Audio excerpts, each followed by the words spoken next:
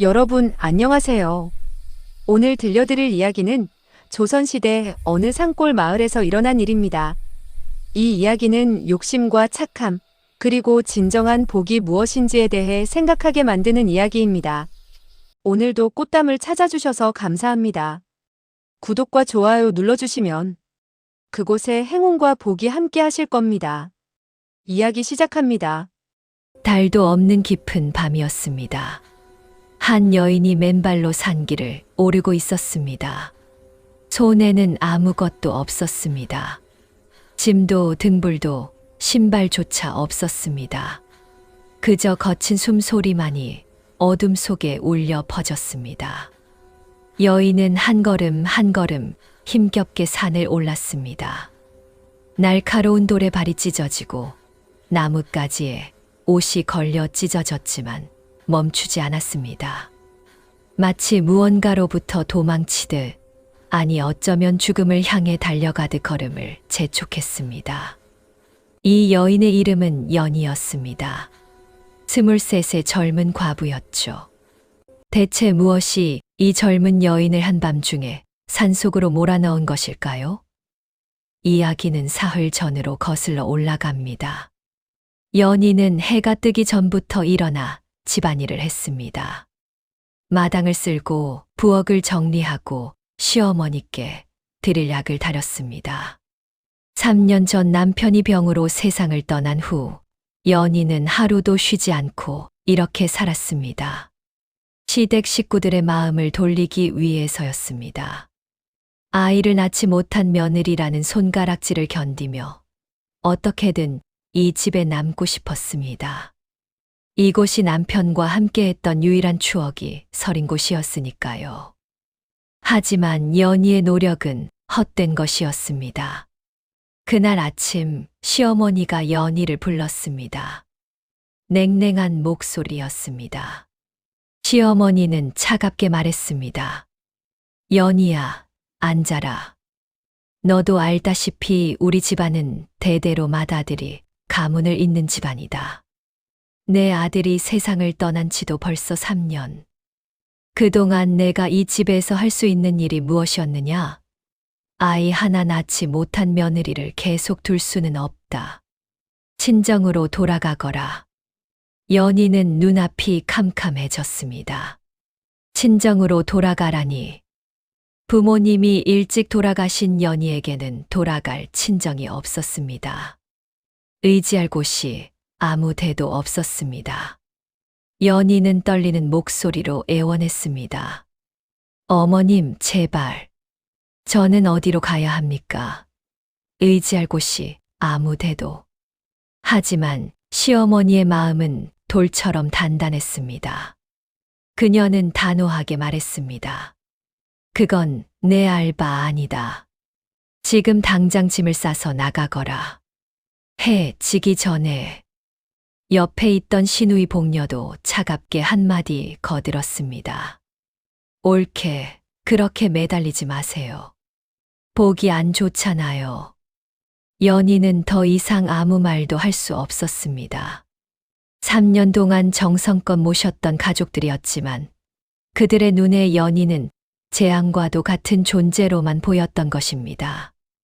아이를 낳지 못한 며느리. 그것이 연희에게 붙은 낙인이었습니다. 연희는 작은 보따리 하나만 들고 대문 밖으로 나왔습니다.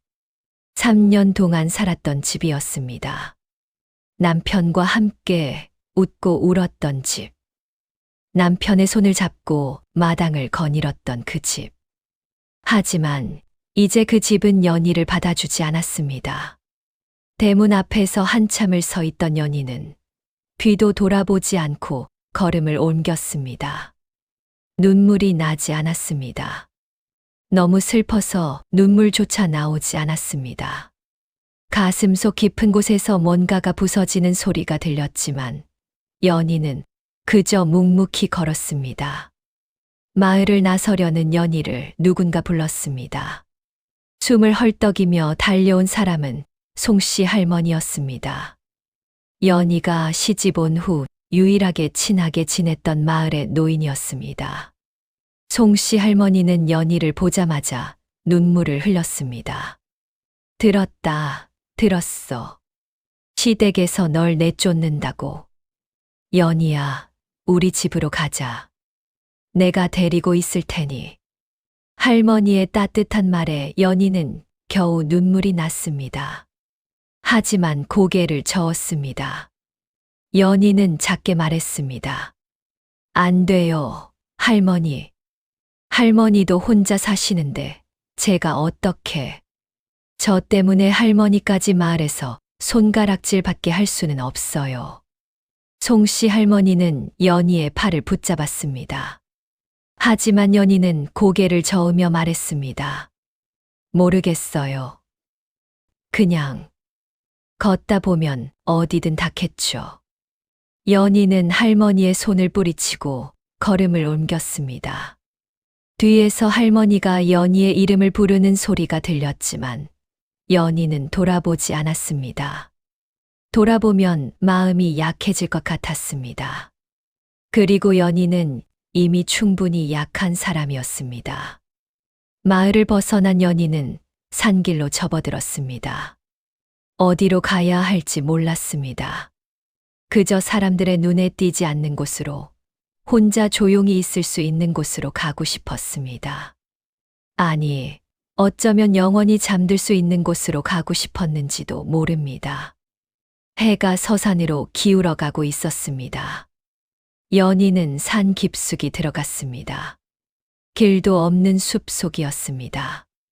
나뭇가지가 얼굴을 핥히고 가시덤불이 옷을 찢었지만 신경 쓰지 않았습니다. 육체의 고통은 마음의 고통에 비하면 아무것도 아니었습니다. 연희는 나무 밑에 주저앉았습니다. 온몸이 아팠습니다. 발은 피투성이었고 옷은 누더기가 되었습니다.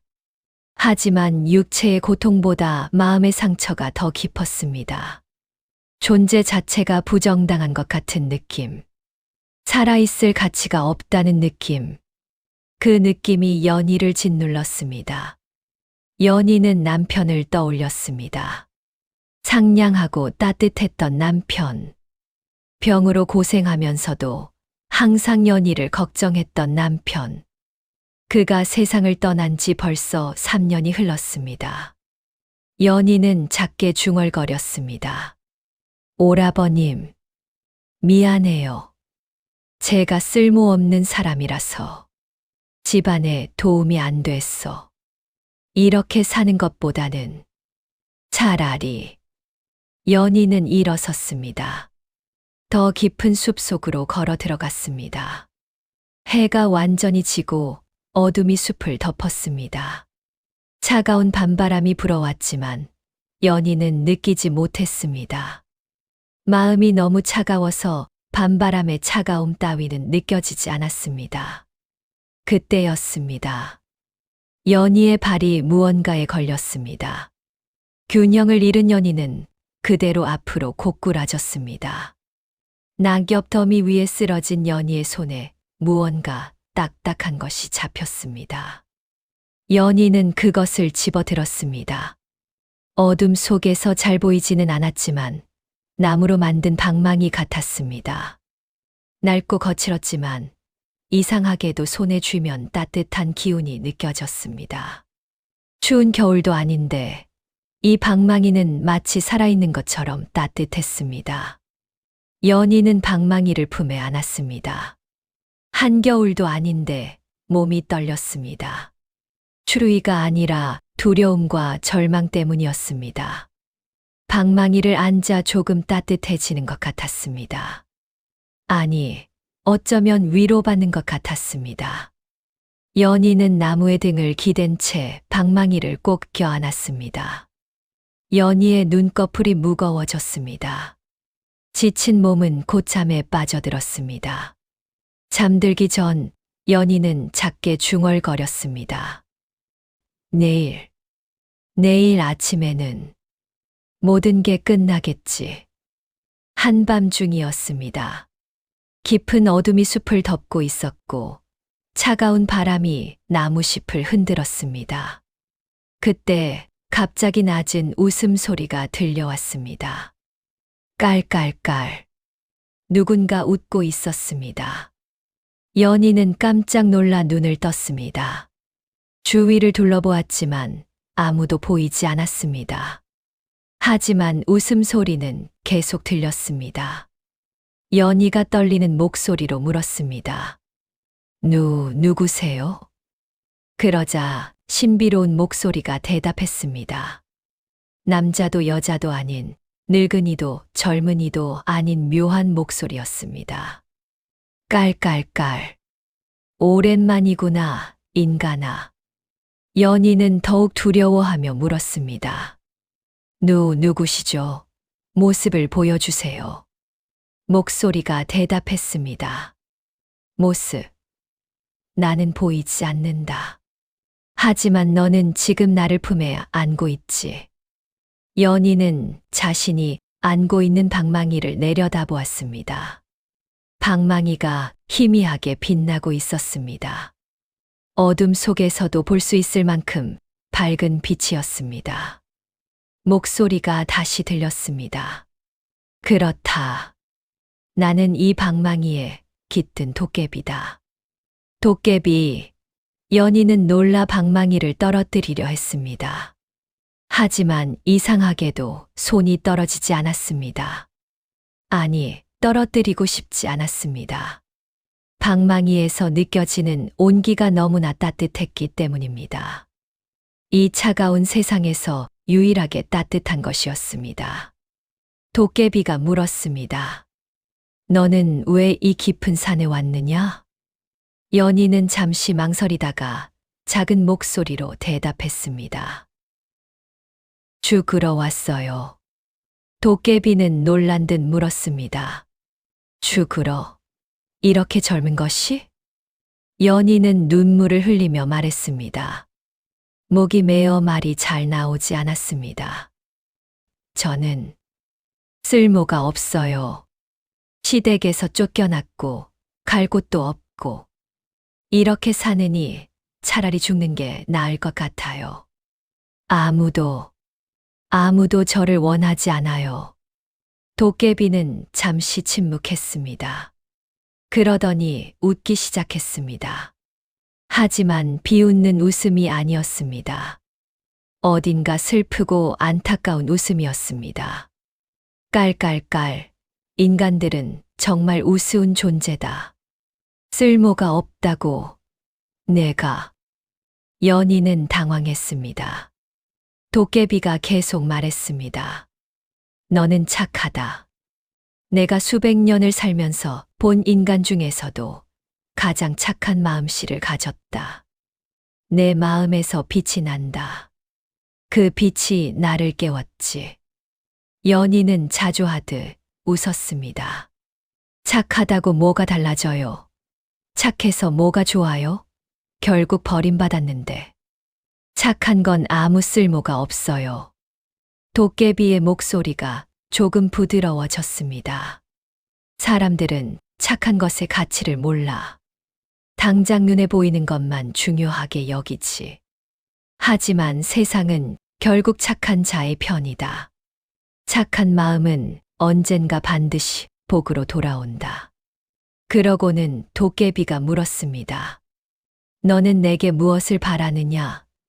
금은보화를 원하느냐? 아름다운 옷을, 큰 집을 말해보거라. 내가 들어주마. 연희는 잠시 생각했습니다. 무엇을 바라냐니? 생각해보니 바랄 것이 없었습니다. 집도 가족도 미래도 없는 사람에게 무엇을 바라겠습니까? 금은보화가 무슨 소용이며 아름다운 옷이 무슨 의미가 있겠습니까? 연희는 작게 대답했습니다. 아무것도요. 바랄 게 없어요. 도깨비는 놀란 듯 했습니다. 정말 금은보화도 아름다운 옷도 큰 집도 모두 줄 수 있는데. 연희는 고개를 저었습니다. 그리고 한참을 생각하다가 조심스럽게 말했습니다. 만약 바란다면 오늘 밤만이라도 춥지 않았으면 좋겠어요. 그리고 배고프지 않았으면 그것만으로도 충분해요. 도깨비는 한참 동안 아무 말이 없었습니다. 그 침묵이 얼마나 길었는지 모릅니다. 마침내 도깨비가 감동한 듯한 목소리로 말했습니다. 깔깔깔, 정말 특별한 아이로구나. 좋다. 내 소원을 들어주지. 하지만 기억하거라. 욕심을 부리는 순간 모든 것이 사라질 것이다. 필요한 만큼만 받고 욕심을 버려야 한다. 연희는 졸음이 쏟아져 눈을 감으며 중얼거렸습니다. 감사합니다. 정말 감사합니다. 도깨비는 잠든 연희를 보며 작게 속삭였습니다. 착한 아이, 내가 도와주마. 세상이 너를 버렸지만 나는 너를 버리지 않겠다. 방망이가 밝게 빛났습니다. 신비로운 기운이 연희를 감쌌습니다. 차가운 밤 공기가 따뜻해졌고 연희의 얼굴에 평화로운 미소가 번졌습니다. 새벽이 밝았습니다. 새들의 지저귀에 연희는 눈을 떴습니다. 햇살이 따뜻했습니다. 연희는 눈을 비비며 일어났습니다. 그런데 이게 웬일입니까? 연희 앞에 쌀 한 돼, 나물 한 접시, 그릇, 심지어 작은 냄비까지 가지런히 놓여 있었습니다. 연희는 믿을 수 없다는 듯 눈을 크게 떴습니다. 꿈인가 싶어 눈을 비비고 다시 보았지만 음식은 여전히 그곳에 있었습니다. 연희는 품에 안고 자던 방망이를 들여다보았습니다.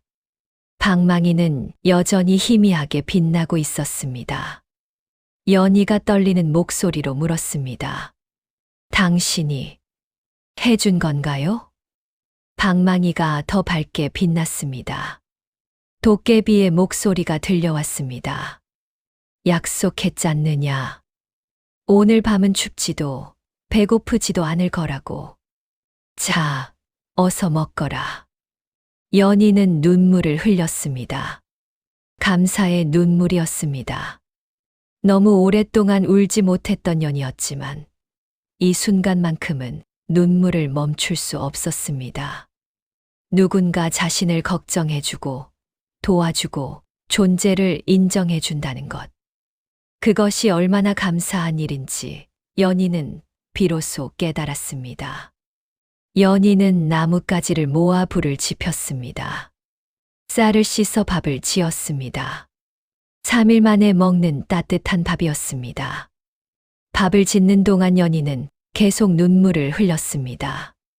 이렇게 평범한 일상이 얼마나 소중한 것인지, 따뜻한 밥 한 끼가 얼마나 감사한 것인지 깨달았기 때문입니다. 밥을 한 숟가락 떠서 입에 넣는 순간 연희는 또 눈물이 났습니다. 연희는 중얼거렸습니다. 맛있다. 이렇게 맛있는 밥은 처음이에요.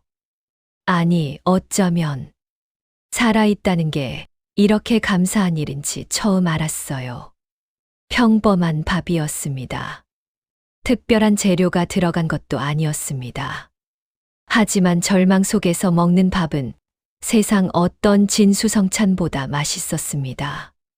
생명을 이어갈 수 있다는 것, 내일을 기대할 수 있다는 것, 그것만으로도 이 밥은 축복이었습니다. 연희는 천천히 밥을 먹었습니다.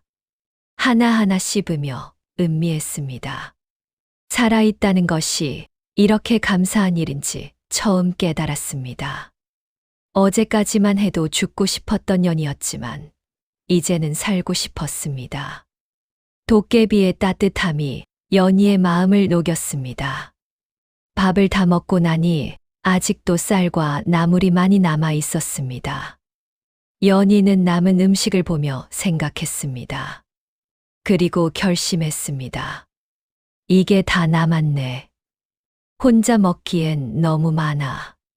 송씨 할머니께 가져다 드려야겠다. 할머니도 혼자 사시는데 할머니는 저한테 잘해주셨잖아. 제가 어려울 때 유일하게 손 내밀어 주신 분이야. 도깨비가 놀란 듯 물었습니다. 뭐, 남은 걸 나눠주겠다고. 너는 받은 것도 별로 없는데. 연희는 고개를 끄덕이며 말했습니다. 네. 혼자 먹기엔 너무 많아요. 그리고 할머니는 저보다 더 나이가 많으세요. 추운 겨울이 오기 전에 건강하셔야 해요. 이 쌀과 나물이 할머니께 조금이나마 도움이 되었으면 좋겠어요. 도깨비는 한참을 침묵했습니다. 그러고는 감탄하며 말했습니다.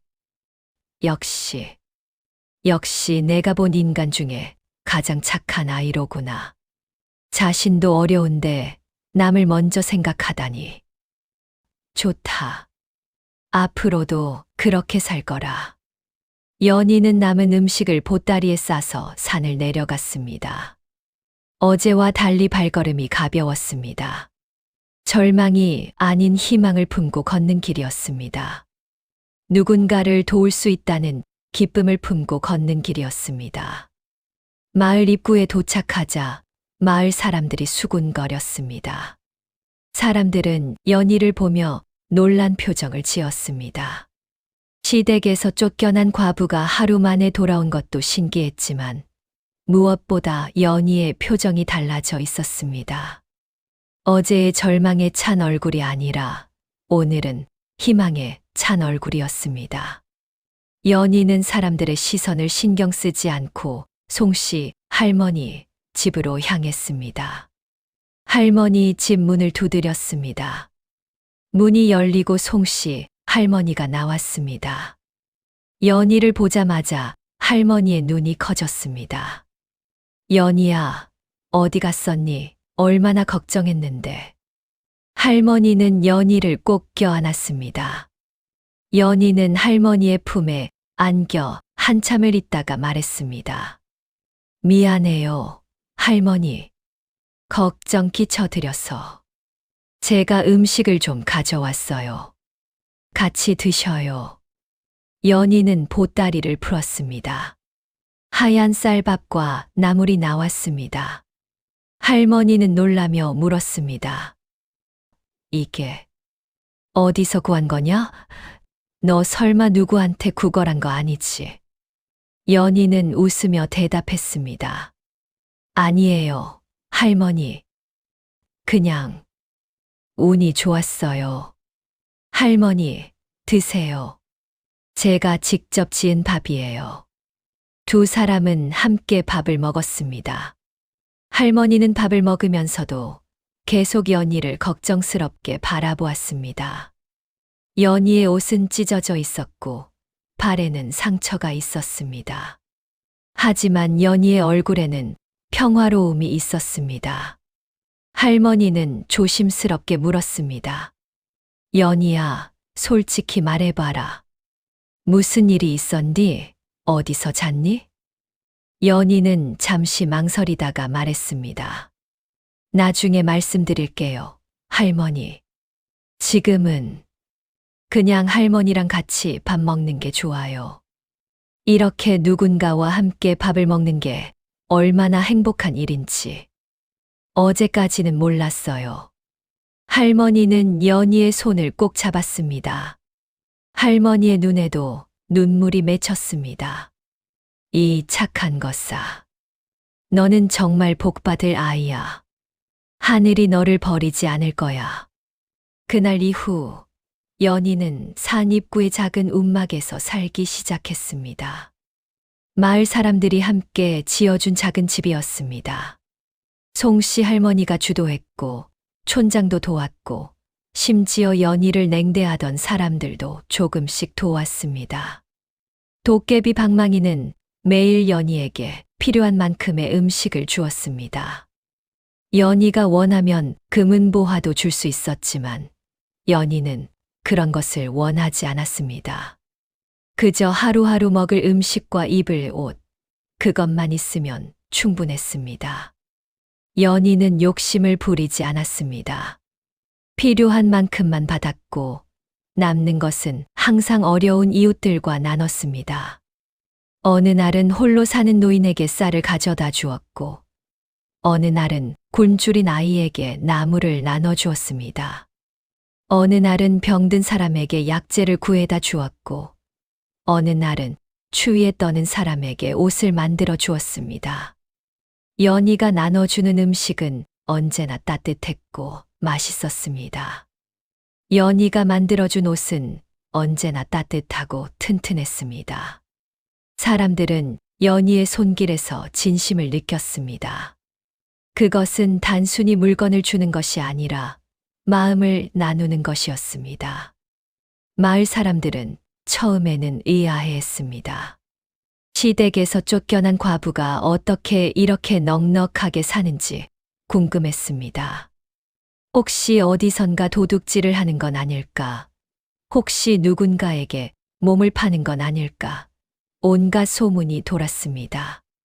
하지만 시간이 지나면서 사람들은 깨달았습니다. 연희는 정직한 사람이었습니다. 연희는 욕심 없이 남을 돕는 사람이었습니다.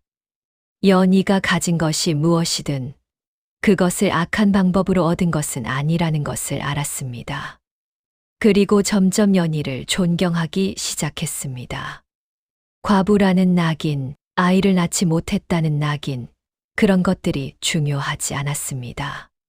중요한 것은 연희의 착한 마음이었습니다. 어느 날 마을 촌장이 연희를 찾아왔습니다. 촌장은 연희에게 말했습니다. 연희, 내가 요즘 마을 사람들을 많이 돕는다며 정말 고맙다. 연희는 겸손하게 대답했습니다. 아닙니다, 촌장님. 제가 운이 좋아서 얻은 것을 조금 나눴을 뿐이에요. 저 혼자 다 가질 수는 없잖아요. 촌장은 고개를 끄덕이며 말했습니다. 운이든 뭐든 좋은 일이다. 많은 사람들이 너처럼 살면 이 세상이 더 좋아질 텐데. 계속 그렇게 살 거라. 착한 마음씨가 복을 부른단다. 며칠 후 어린 서기가 연희를 찾아왔습니다. 8살 난 서기는 눈물을 글썽이고 있었습니다. 서기가 울먹이며 말했습니다. 누나, 우리 어머니가 편찮으신데 약 살 돈이 없어요. 누나가 도와줄 수 있어요? 연희는 서기의 머리를 쓰다듬으며 말했습니다. 그럼 서기야, 걱정하지 마. 내가 도와줄게. 어머니께서 어디가 편찮으시니? 서기는 어머니의 증상을 설명했습니다. 연희는 방망이에게 부탁했습니다. 그러자 약초와 약재가 나타났습니다. 연희는 그것을 정성껏 포장해서 서기에게 주었습니다. 서기야, 어머니께 이걸 드려. 하루에 3번 밥 먹고 나서 드시라고 해. 그리고 푹 쉬셔야 해. 며칠 지나면 나아지실 거야. 걱정하지 마. 서기는 연희를 꼭 안으며 말했습니다. 고마워요, 누나. 누나는 천사예요. 정말 천사예요. 연희는 웃으며 서기를 보냈습니다. 도깨비가 말했습니다. 너는 정말 특별한 인간이구나. 자신도 어려운 처지인데 남을 돕다니. 그것도 진심으로. 연희는 대답했습니다. 저보다 더 어려운 사람들이 많아요. 제가 도울 수 있다면 당연히 도와야죠. 저도 어려울 때 할머니의 도움을 받았잖아요. 이제 제가 다른 사람을 도울 차례예요. 도깨비는 감동하며 말했습니다. 그래서 내가 너를 돕는 거야. 착한 사람은 복을 받아야 해. 세상이 너를 버렸지만 나는 너를 버리지 않을 거야. 이렇게 연희의 새로운 삶이 시작되었습니다. 절망에서 희망으로, 죽음에서 생명으로 연희는 다시 태어났습니다. 시간이 흐르면서 연희의 소문은 점점 퍼져나갔습니다. 마을 사람들은 수군거렸습니다. 우물가에서 빨래터에서 장터에서 어디서나 연희의 이야기가 들렸습니다. 연희가 또 쌀을 나눠주더라. 어제는 김씨 할머니한테 옷을 만들어줬대. 그저께는 최씨 내 아들 약값을 대줬다던데. 어떻게 혼자 사는 과부가 그렇게 먹을 게 많은지 신기해. 아마 어디선가 도움을 받는 게 아닐까. 글쎄, 아무튼 신기한 일이야. 착한 일을 하면 복을 받는다더니.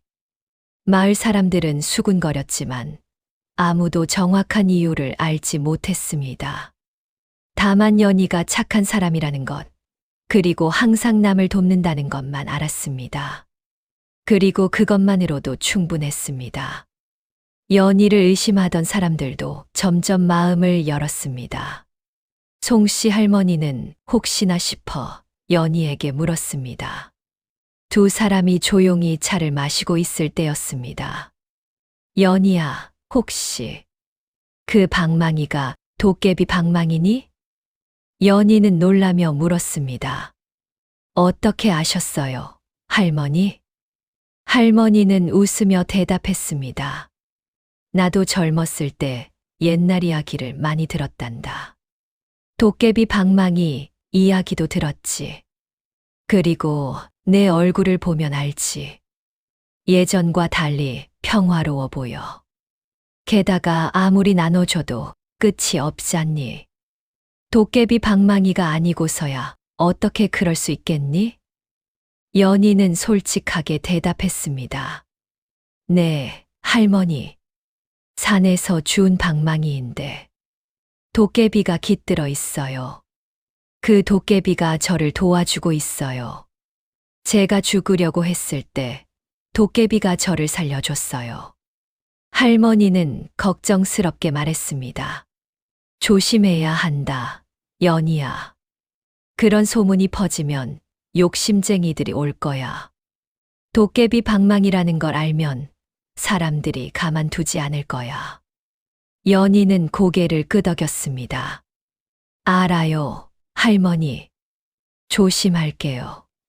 하지만 도깨비가 말했어요. 욕심을 부리는 사람에게는 아무것도 주지 않는다고요. 착한 사람만 도와준다고요. 할머니는 한숨을 쉬며 말했습니다. 그래도 조심해라. 욕심쟁이들은 무서운 사람들이야. 하지만 할머니의 걱정은 현실이 되었습니다. 연희의 소문은 점점 더 멀리 퍼져나갔습니다. 이웃 마을까지, 그 다음 마을까지 계속 퍼져나갔습니다. 그리고 마침내 연희를 쫓아낸 시댁에까지 전해졌습니다. 시어머니와 시누이 복녀는 그 소문을 듣고 분개했습니다. 그들은 장터에서 연희의 소문을 들었습니다. 복녀가 화를 내며 말했습니다. 뭐, 연희가 잘 산다고? 쫓겨난 주제에 어머니 들으셨어요? 시어머니도 못마땅한 표정을 지었습니다. 들었다. 도대체 어디서 그런 힘이 나는 건지. 그때 장터에 한 안악이 수군거리는 소리가 들렸습니다. 연희가 도깨비 방망이를 가지고 있대요. 그래서 먹을 것이 끝없이 나온다던데요. 복녀의 눈이 번쩍 뜨였습니다. 어머니 들으셨어요? 도깨비 방망이래요. 시어머니도 귀가 솔깃했습니다. 도깨비 방망이. 그럼 금은보화가 나온다는 그 방망이? 맞아요. 우리가 그걸 가져와야 해요. 원래 우리 집 며느리가 가진 거잖아요. 그럼 우리 것이나 마찬가지예요. 시어머니는 고개를 끄덕였습니다. 욕심이 생겼습니다. 자신들이 쫓아낸 며느리가 잘 사는 것도 못마땅한데 게다가 도깨비 방망이까지 가지고 있다니. 당장 빼앗아야겠다고 생각했습니다. 시어머니가 말했습니다. 당장 가자. 그 방망이를 가져와야 해. 우리가 그걸 가지면 평생 부자로 살 수 있어. 복녀도 동의했습니다. 네, 어머니, 빨리 가요. 그들은 연희를 찾아가기로 했습니다. 욕심에 눈이 먼 그들은 연희에게 했던 나쁜 짓은 까맣게 잊었습니다. 오직 도깨비 방망이만 생각했습니다. 며칠 후, 연희의 움막 앞에 시어머니와 복녀가 나타났습니다. 문을 쾅쾅 두드리는 소리가 들렸습니다. 난폭한 소리였습니다. 연희는 깜짝 놀랐습니다. 왜 시댁 식구들이 여기까지 찾아왔을까? 불길한 예감이 들었습니다. 연희가 문을 열자 시어머니와 복녀가 거칠게 들어왔습니다. 그들의 눈빛은 탐욕으로 가득했습니다. 시어머니는 주위를 둘러보며 말했습니다. 여기가 내가 사는 곳이냐? 생각보다 제법이구나. 쫓겨난 주제에 잘 사네. 복녀도 거만하게 말했습니다. 옳게 소문 들었어요. 요즘 잘 산다며 먹을 것도 많고 남들한테 나눠줄 정도라며? 연희는 경계하며 대답했습니다. 그냥 운이 좋았을 뿐이에요. 무슨 일로 오셨어요? 시어머니는 날카롭게 물었습니다.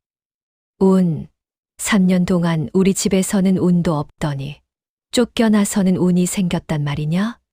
이상하지 않니? 복녀는 주위를 살피며 말했습니다. 뭐가 있길래 이렇게 잘 사는 거예요? 보물이라도 있어요? 어디 한번 찾아볼까?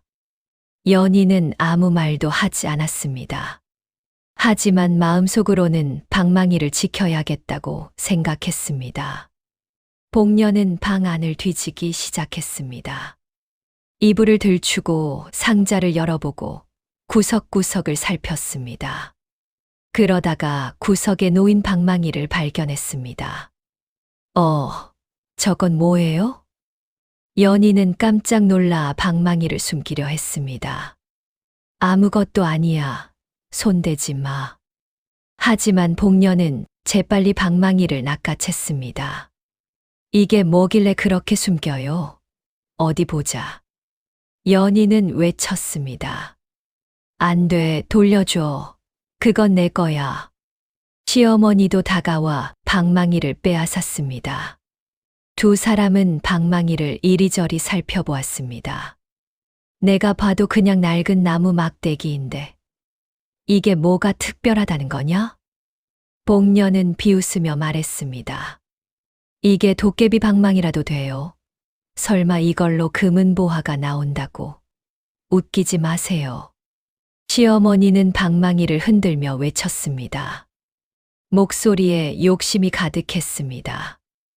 야, 도깨비 방망이, 금 내놔, 은 내놔, 비단 내놔, 큰 집 내놔, 어서. 하지만 아무 일도 일어나지 않았습니다. 방망이는 꿈쩍도 하지 않았습니다. 복녀는 실망하며 말했습니다.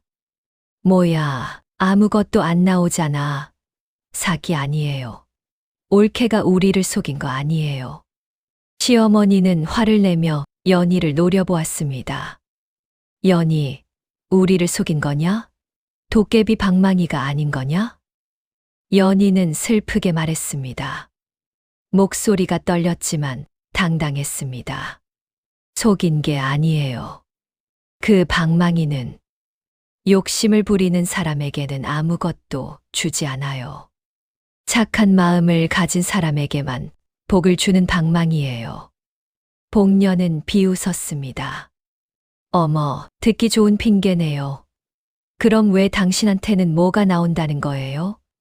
당신이 우리보다 착하다는 거예요. 연희는 조용히 대답했습니다. 저는 욕심을 부리지 않았으니까요. 필요한 것만 받았고 남는 건 다른 사람들과 나눴어요. 그래서 도깨비가 저를 도와준 거예요. 복녀는 화를 내며 소리쳤습니다. 말도 안 돼. 그럼 우리더러 욕심쟁이라는 거예요? 연희는 아무 말도 하지 않았습니다. 침묵이 대답이었습니다. 그 순간이었습니다. 방망이가 갑자기 빛나기 시작했습니다. 방망이에서 강렬한 빛이 뿜어져 나왔습니다. 시어머니와 복녀는 깜짝 놀라 뒤로 물러났습니다. 빛이 너무 밝아서 눈을 뜰 수조차 없었습니다. 방망이가 거칠게 진동하기 시작했습니다. 시어머니의 손에서 저절로 빠져나와 공중에 떠올랐습니다. 마치 살아있는 것처럼 움직였습니다. 도깨비의 목소리가 움막 안에 울려 퍼졌습니다. 노한 목소리였습니다. 천둥 소리처럼 크고 무서운 목소리였습니다. 욕심쟁이들, 감히 착한 연희를 괴롭히다니. 시어머니는 두려움에 떨며 말했습니다. 또 도깨비다. 정말 도깨비가 있어. 복녀는 울음을 터뜨렸습니다. 어머니, 무서워요. 나가요. 방망이는 더욱 강하게 빛났습니다. 그 빛에 시어머니와 복녀는 눈을 뜰 수조차 없었습니다. 도깨비가 노한 목소리로 계속 말했습니다. 너희는 연희를 재앙처럼 여기며 쫓아냈다. 아무것도 주지 않고 아무런 도움도 없이 내쫓았다. 추운 밤에 갈 곳도 없는 아이를 내쫓았다. 그런 너희가 감히 이제 와서 연희의 것을 빼앗으려 하다니. 시어머니와 복녀는 바닥에 주저앉았습니다. 너무 무서워서 움직일 수조차 없었습니다. 도깨비가 계속 말했습니다. 너희 같은 욕심쟁이들에게는 아무것도 줄 수 없다. 욕심만 가득한 자들에게 복은 오지 않는다. 너희는 연희가 힘들 때 외면했다. 너희는 연희가 도움을 청할 때 등을 돌렸다. 그런 너희가 무슨 자격으로 복을 바라느냐? 방망이가 더욱 거칠게 진동했습니다. 움막 전체가 흔들렸습니다. 시어머니와 복녀는 너무 무서워서 말도 제대로 하지 못했습니다. 도깨비가 마지막으로 경고했습니다. 다시는 연희를 괴롭히지 마라. 다시 한 번 연희를 해치려 든다면 그때는 용서하지 않을 것이다. 방망이가 바닥에 떨어졌습니다. 빛이 사라졌습니다. 움막은 다시 조용해졌습니다. 하지만 시어머니와 복녀는 여전히 바닥에 주저앉아 떨고 있었습니다. 연희는 방망이를 집어들며 시어머니와 복녀에게 말했습니다. 목소리는 슬펐지만 단호했습니다. 그만 돌아가세요. 제발 다시는 찾아오지 말아주세요. 저는 이제 당신들과 아무 상관없는 사람이에요. 시어머니는 떨리는 목소리로 말했습니다. 연희, 우리가 잘못했다. 복녀도 울며 말했습니다. 옳게, 미안해요. 우리가 너무했어요. 정말 미안해요. 하지만 연희는 고개를 돌렸습니다. 더 이상 그들을 보고 싶지 않았습니다. 연희가 다시 말했습니다. 가세요. 제발, 이제 가세요. 시어머니와 복녀는 비틀거리며 일어났습니다. 그리고 고개를 숙인 채 움막을 나갔습니다. 그들의 뒷모습은 처량했습니다. 욕심에 눈이 멀어 찾아왔지만 얻은 것은 두려움과 부끄러움 뿐이었습니다. 연희는 문을 닫고 방망이를 꼭 안았습니다. 눈물이 났습니다. 슬픔의 눈물이었습니다. 고마워요. 저를 지켜줘서. 하지만 슬퍼요. 한때는 가족이었던 사람들인데 이렇게 되다니. 도깨비는 부드럽게 말했습니다. 울지 마라, 연희야. 내 잘못이 아니야. 욕심은 사람을 변하게 만든다. 하지만 너는 절대 변하지 마라. 내 착한 마음을 잃지 마라. 연희는 고개를 끄덕였습니다. 네, 잊지 않을게요. 계절이 바뀌고 가을이 왔습니다. 낙엽이 지고 바람이 차가워졌습니다. 연희는 여전히 움막에서 살며 마을 사람들을 도왔습니다. 방망이는 언제나 연희에게 필요한 것을 주었습니다. 어느 날 저녁 도깨비가 연희를 불렀습니다. 목소리가 평소와 달리 슬펐습니다. 연희야. 연희는 불길한 예감이 들었습니다. 왜 그러세요? 무슨 일 있어요? 도깨비가 대답했습니다. 이제 나는 떠나야 한다. 연희는 깜짝 놀랐습니다. 방망이를 꼭 안으며 물었습니다. 떠나다니요. 왜요? 제가 뭘 잘못했나요? 제가 욕심을 부렸나요? 도깨비가 말했습니다. 아니다. 너는 완벽했다. 내가 본 인간 중에 가장 완벽했다. 하지만 나의 임무는 끝났다. 나는 착한 사람을 돕기 위해 이 세상에 남아 있었다. 그리고 너를 만났지. 너는 정말 착했다. 그리고 이제 너는 혼자서도 잘 살 수 있다. 연희는 눈물을 흘리며 물었습니다. 그럼 이제 다시는 못 만나는 건가요? 도깨비가 대답했습니다. 그렇다. 하지만 슬퍼하지 마라. 우리는 영원히 함께 있을 거야. 내가 가르쳐 준 것들, 내가 배운 것들, 그것은 내 마음 속에 영원히 남아 있을 테니까. 연희가 울먹이며 말했습니다. 하지만 방망이가 없으면 저는 다시 가난해질 텐데, 사람들을 도울 수 없을 텐데. 도깨비가 말을 끊었습니다. 아니야, 연희야. 방망이가 없어도 괜찮아. 너는 가장 큰 보물을 가지고 있지 않느냐? 연희가 물었습니다. 보물이요? 무슨 보물요? 저한테는 방망이밖에 없는데요. 도깨비가 부드럽게 말했습니다. 착한 마음. 그것이야말로 세상 어떤 금은보화보다 귀한 것이다. 보물은 없어질 수 있어. 금은 녹슬고 비단은 헤어지고 집은 무너진다. 하지만 착한 마음은 영원하다. 그 마음을 가진 사람에게는 언제나 복이 따른다. 도깨비가 계속 말했습니다.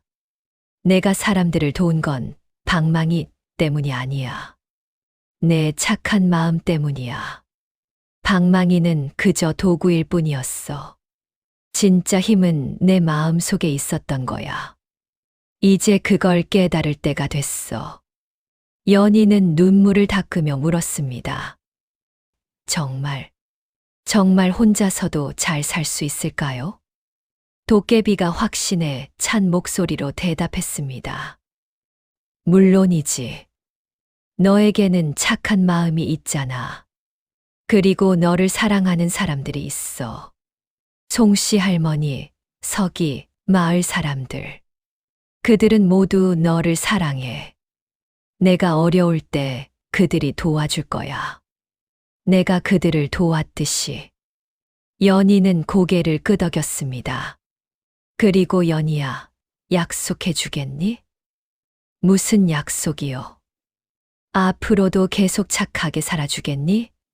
욕심을 부리지 말고 어려운 사람을 도우며 내 착한 마음을 절대 잃지 말아주겠니? 연희는 눈물을 흘리며 대답했습니다. 물론이에요. 제가 살아있는 한 항상 그렇게 살 거예요. 당신이 가르쳐준 대로 착하게 살 거예요. 약속해요. 도깨비는 만족한 듯 웃었습니다. 그래. 그 말을 듣고 싶었어. 이제 나는 마음 편히 갈 수 있겠구나. 연희야, 너는 정말 특별한 아이야. 너를 만나서 행복했어. 방망이가 밝게 빛나기 시작했습니다. 점점 더 밝아졌습니다. 온 움막이 빛으로 가득 찼습니다. 도깨비가 마지막으로 말했습니다. 안녕, 연희야. 행복하게 살거라. 착한 마음을 잃지 마라. 그것이 가장 큰 복이다. 연희는 울며 말했습니다. 안녕히 가세요. 정말 고마웠어요. 당신이 아니었다면 저는 방망이의 빛이 점점 희미해졌습니다. 그리고 마침내 완전히 사라졌습니다. 연희의 손에는 평범한 나무 방망이만 남았습니다. 더 이상 따뜻하지 않았고, 더 이상 빛나지 않았습니다. 그저 평범한 나무 막대기였습니다. 연희는 방망이를 꼭 안으며 한참을 울었습니다. 슬픔의 눈물이었지만 동시에 감사의 눈물이었습니다. 도깨비가 자신에게 준 것은 물질이 아니었습니다. 도깨비가 준 것은 삶의 의미, 존재의 가치, 그리고 진정한 행복이 무엇인지에 대한 깨달음이었습니다. 다음 날 아침, 연희는 결심했습니다. 방망이를 숲으로 돌려보내야겠다고. 도깨비는 떠났지만 이 방망이는 여전히 특별했습니다. 언젠가 다른 착한 사람이 이 방망이를 필요로 할지도 모른다고 생각했습니다. 자신처럼 절망에 빠진 사람, 자신처럼 도움이 필요한 사람이 이 방망이를 찾을지도 모른다고 생각했습니다. 연희는 산으로 올라갔습니다. 처음 방망이를 주웠던 그곳으로 갔습니다. 낙엽이 쌓인 그 자리, 자신이 죽으려고 했던 그 자리. 하지만 이제 그 자리는 죽음의 장소가 아니라 새로운 시작의 장소였습니다. 연희는 낙엽 더미 옆에 방망이를 조심스럽게 내려놓았습니다. 마치 귀한 보물을 놓듯이 조심스럽게. 그리고 작게 속삭였습니다. 다음에 널 찾는 사람도 저처럼 착한 사람이길 바랄게. 저처럼 도움이 필요한 사람이길 바랄게. 그리고 저처럼 깨달음을 얻길 바랄게. 착한 마음이 가장 큰 보물이라는 걸. 연희는 방망이에게 마지막 인사를 하고 산을 내려왔습니다. 뒤를 돌아보지 않았습니다. 돌아보면 마음이 약해질 것 같았습니다. 하지만 연희의 마음은 평화로웠습니다. 올바른 선택을 했다는 확신이 있었습니다. 마을로 돌아온 연희는 송씨 할머니를 찾아갔습니다. 할머니는 연희를 보자마자 물었습니다. 연희야, 얼굴이 밝구나. 무슨 좋은 일 있니? 연희는 미소 지으며 대답했습니다. 할머니, 방망이를 돌려보냈어요. 숲에 다시 놓고 왔어요. 할머니는 놀라며 물었습니다. 왜, 그 방망이가 있으면 편하게 살 수 있잖니? 왜 돌려보낸 거니? 연희는 할머니의 손을 잡으며 말했습니다. 괜찮아요, 할머니. 도깨비가 말했어요. 제게는 이미 가장 큰 보물이 있다고. 착한 마음이요. 그리고 할머니처럼 저를 사랑해주는 사람들이요. 그것만으로도 충분해요. 할머니는 연희를 꼭 안아주었습니다. 그래, 내가 옳다. 너는 정말 현명한 아이구나. 물질보다 마음이 중요하다는 걸 아는 아이야. 연희는 할머니의 품에 안겨 말했습니다. 이제부터는 제 힘으로 살아갈 거예요. 밭을 일구고 바느질을 하고 사람들을 도우며 방망이 없이도 저는 살 수 있어요. 제게는 착한 마음이 있으니까요. 방망이를 돌려보낸 후에도 연희의 삶은 나아졌습니다. 아니, 어쩌면 더 좋아졌습니다. 마을 사람들은 연희를 존경했고 도왔습니다. 촌장은 연희에게 작은 밭을 빌려주었습니다. 연희는 열심히 밭을 일구었습니다. 처음에는 서툴렀지만 송씨 할머니와 마을 사람들이 도와주었습니다. 연희야, 씨를 이렇게 뿌려야 해. 이 나물은 이렇게 키우는 거야. 날씨가 추워지면 이렇게 해야 해. 사람들은 연희에게 농사 짓는 법을 가르쳐 주었습니다. 연희는 열심히 배웠습니다. 가을이 되자 밭에서 많은 채소가 자랐습니다. 무, 배추, 파, 고추. 연희는 수확한 채소를 마을 사람들과 나눴습니다. 할머니, 이 무 드세요. 서기야, 이 배추 가져가렴. 아주머니, 이 파로 국 끓여 드세요. 사람들은 연희의 마음씨에 감동했습니다. 방망이가 없어도 연희는 여전히 사람들을 도왔습니다. 도깨비가 말한 대로 진짜 힘은 연희의 마음 속에 있었습니다. 연희는 바느질도 배웠습니다. 송씨 할머니가 가르쳐 주었습니다. 연희는 솜씨가 좋았습니다. 마을 사람들의 옷을 고쳐주고 아이들 옷을 만들어 주었습니다. 사람들은 연희에게 감사했고 조금씩 보답했습니다. 연희야, 이 쌀 받아라. 이 나물도 가져가렴. 우리 집에서 김장했는데 김치 좀 가져가. 사람들은 연희를 도왔습니다. 연희가 사람들을 도왔듯이 사람들도 연희를 도왔습니다. 이것이 진정한 공동체였습니다. 이것이 진정한 부였습니다. 어느 날 시어머니가 연희를 찾아왔습니다. 예전과 달리 겸손한 모습이었습니다. 손에는 작은 보따리를 들고 있었습니다. 연희야, 용서해 주지 않아도 괜찮다. 다만 이것만 받아주겠니? 시어머니는 보따리를 내밀었습니다. 안에는 연희의 남편이 쓰던 물건들이 들어 있었습니다. 붓, 책, 옷. 연희는 그것들을 보며 눈물을 흘렸습니다. 오라버님의 시어머니가 말했습니다.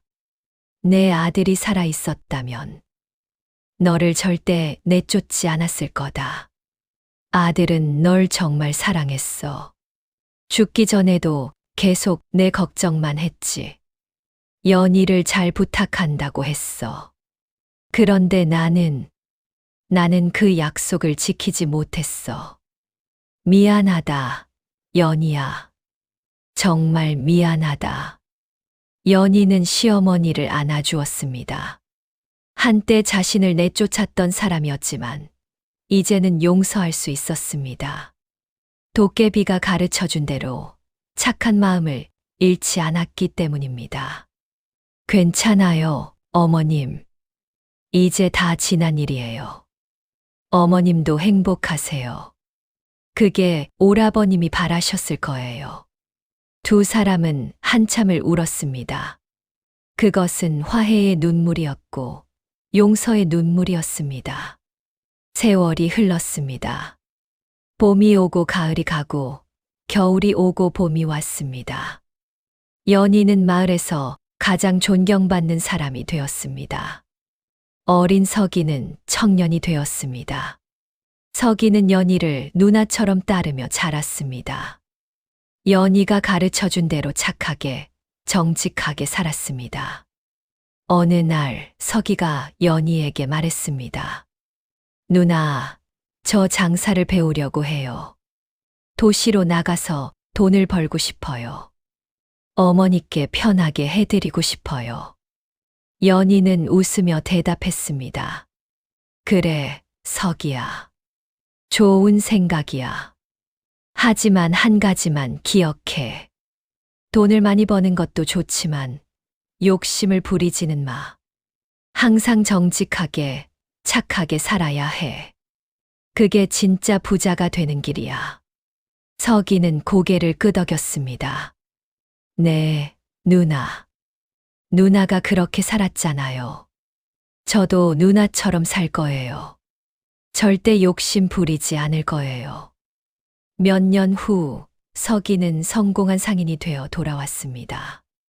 하지만 욕심을 부리지 않았습니다.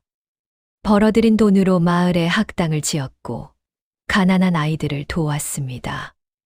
연희의 가르침을 기억했기 때문입니다. 사람들은 말했습니다.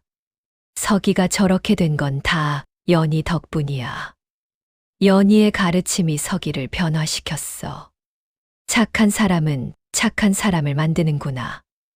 연희는 서기의 성공을 보며 기뻐했습니다. 자신이 베푼 작은 친절이 한 사람의 인생을 바꾼 것입니다. 이것이 진정한 복이었습니다. 복녀도 자주 연희를 찾아왔습니다. 이제 두 사람은 진짜 자매처럼 가까웠습니다. 복녀는 연희에게서 많은 것을 배웠습니다. 착하게 사는 법, 욕심을 버리는 법, 진정한 행복이 무엇인지. 어느 날 복녀가 연희에게 물었습니다.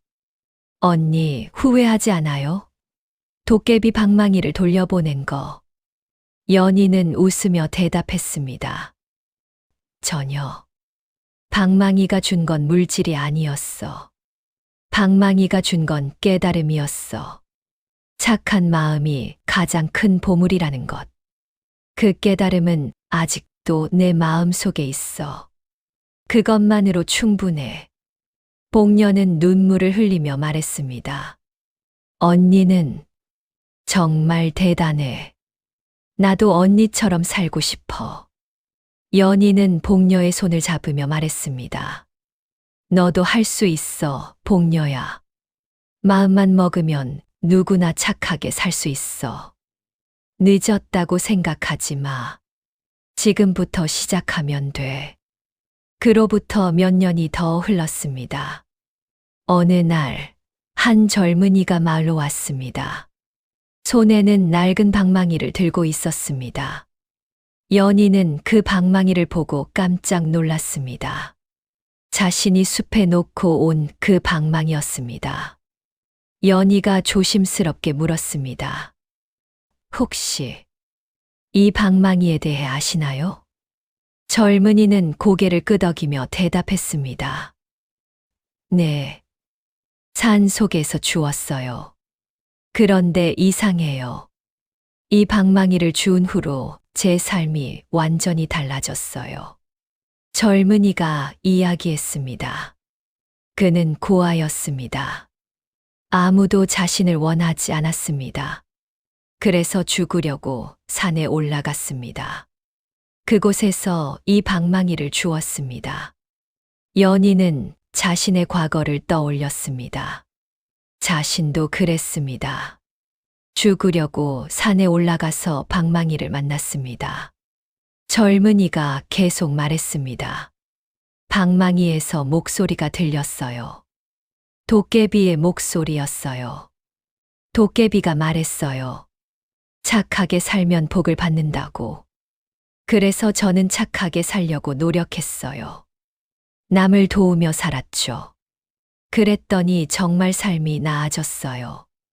젊은이의 눈에는 감사의 눈물이 맺혔습니다. 이제는 작은 가게도 생기고 결혼도 했어요. 아이도 생겼어요. 이 방망이가 제 인생을 바꿨어요. 그래서 이 방망이의 주인을 찾으려고 여기까지 왔어요. 연희는 고개를 저었습니다. 이 방망이의 주인은 따로 없어요. 방망이는 그것이 필요한 사람에게 가는 거예요. 당신처럼요. 젊은이가 물었습니다. 그럼 제가 계속 가지고 있어도 될까요?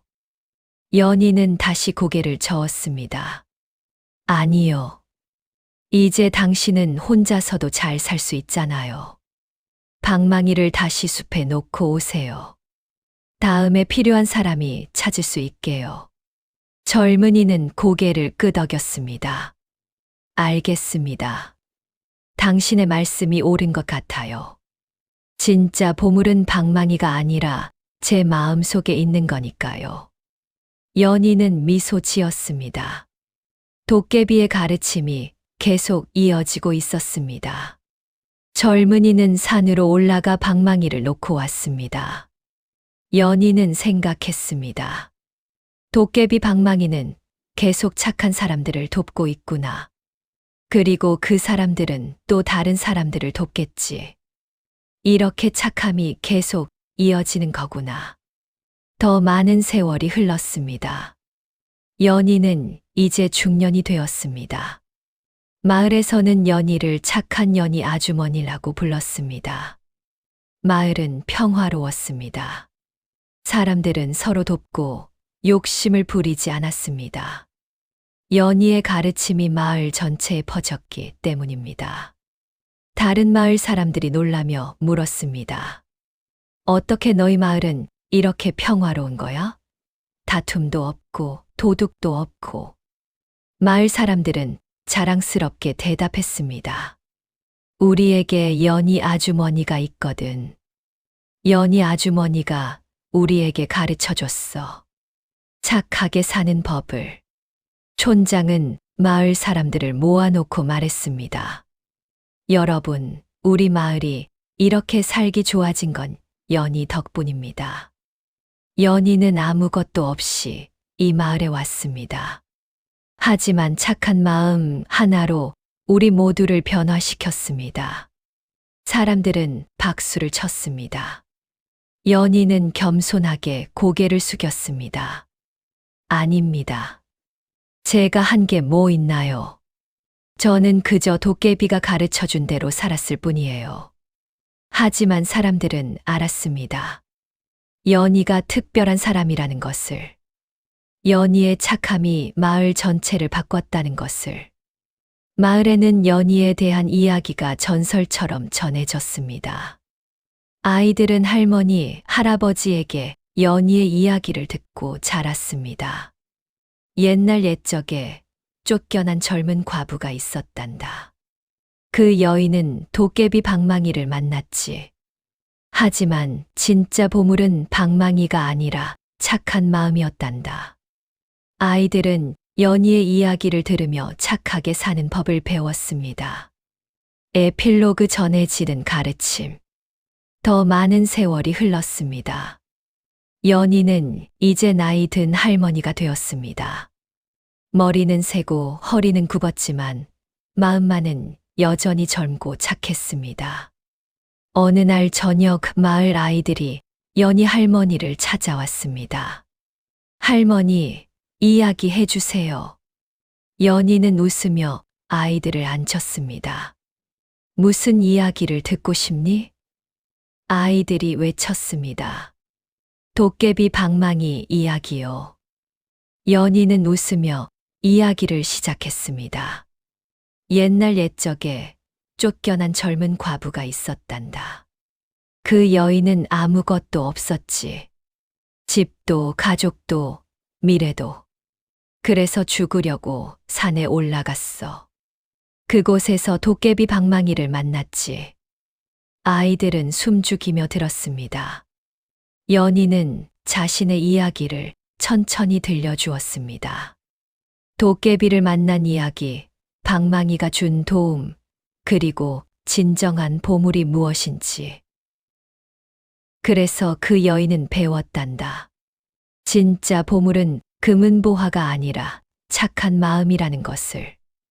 그 마음만 있으면 어떤 어려움도 이겨낼 수 있다는 것을. 한 아이가 물었습니다. 할머니, 그 여인은 행복하게 살았나요? 연희는 따뜻하게 웃으며 대답했습니다. 그럼, 아가야. 아주 행복하게 살았단다. 왜냐하면 그 여인은 진짜 보물을 가지고 있었거든. 착한 마음이라는 보물을. 아이들은 박수를 쳤습니다. 한 아이가 또 물었습니다. 할머니, 그 도깨비 방망이는 지금 어디 있어요? 연희는 창박산을 바라보며 대답했습니다. 아마도 저 산 어딘가에 있을 거야. 그리고 언젠가 정말 필요한 사람이 찾게 될 거란다. 착한 사람을요. 절망에 빠진 사람을요. 그리고 그 사람도 깨달을 거야. 진짜 보물이 무엇인지 서기의 손자가 말했습니다. 할머니, 저희도 착하게 살면 복을 받을 수 있나요? 연희는 아이의 머리를 쓰다듬으며 말했습니다. 그럼, 얘야. 너희는 이미 복을 받고 있단다. 이렇게 평화로운 마을에서 서로 사랑하는 가족과 함께 따뜻한 밥을 먹으며 살고 있잖니. 이것이 바로 복이란다. 욕심을 버리고 착하게 살면 이런 복이 계속 이어진단다. 아이들은 고개를 끄덕였습니다. 해가 지고 있었습니다. 연희는 창밖을 바라보았습니다. 저 멀리 산이 보였습니다. 자신이 처음 방망이를 주웠던 그 산. 자신의 인생이 바뀐 그 산. 연희는 마음속으로 도깨비에게 말했습니다. 고마워요, 도깨비님. 당신 덕분에 저는 인생의 진정한 의미를 배웠어요. 그리고 이제 그 가르침을 다른 사람들에게 전할 수 있게 됐어요. 당신의 가르침은 영원히 이어질 거예요. 바람이 불어왔습니다. 그 바람에 실려 희미한 웃음소리가 들리는 것 같았습니다. 깔깔깔. 잘 살았구나, 연희야. 정말 잘 살았어. 연희는 미소 지었습니다. 눈에 눈물이 맺혔지만 행복한 눈물이었습니다. 그 후로도 마을 사람들은 오래도록 이 이야기를 전했습니다. 세대를 거쳐 수십 년을, 수백 년을 이야기는 전해졌습니다. 버려진 여인이 버려진 방망이를 만나 인생을 바꾼 이야기. 욕심을 버린 자만이 진정한 복을 누린다는 가르침. 그리고 착한 마음이야말로 세상에서 가장 귀한 보물이라는 교훈. 이 이야기는 많은 사람들에게 용기와 희망을 주었습니다. 어려움에 처한 사람들은 연희를 떠올리며 힘을 냈습니다. 욕심이 생긴 사람들은 이 이야기를 떠올리며 자제했습니다. 그리고 아이들은 이 이야기를 들으며 착하게 사는 법을 배웠습니다. 도깨비 방망이는 지금도 어딘가에 있을 것입니다. 진정으로 어려운, 그리고 진정으로 착한 사람을 기다리며, 절망에 빠진 사람을 기다리며, 깨달음이 필요한 사람을 기다리며, 그 방망이가 다음에 만날 사람은 누구일까요? 어쩌면 당신일지도 모릅니다. 어쩌면 당신의 자녀일지도, 당신의 친구일지도 모릅니다. 다만 기억하세요. 방망이가 주는 것은 금은보화가 아닙니다. 방망이가 주는 진짜 선물은 깨달음입니다. 착한 마음이야말로 가장 큰 보물이라는 깨달음. 욕심을 버리고 남을 도우며 사는 것이 진정한 행복이라는 깨달음. 그리고 그 깨달음을 얻는 순간 당신은 이미 세상에서 가장 부유한 사람이 됩니다. 금은보화를 가진 사람이 아니라 착한 마음을 가진 사람이 진정한 부자입니다. 연희의 이야기는 이렇게 끝이 납니다. 하지만 그 가르침은 끝나지 않습니다. 오늘도, 내일도, 그리고 영원히 그 가르침은 계속될 것입니다. 착하게 사세요. 욕심을 버리세요. 남을 도우며 사세요. 그것이 진정한 복을 받는 길입니다. 그것이 연희가, 그리고 도깨비가 우리에게 남긴 가장 큰 선물입니다. 여러분, 오늘 이야기는 여기까지입니다. 들어주셔서 감사합니다. 다음에도 좋은 이야기로 찾아뵙겠습니다. 구독과 좋아요 부탁드립니다. 여러분 모두 착한 마음으로 행복하게 사시길 바랍니다.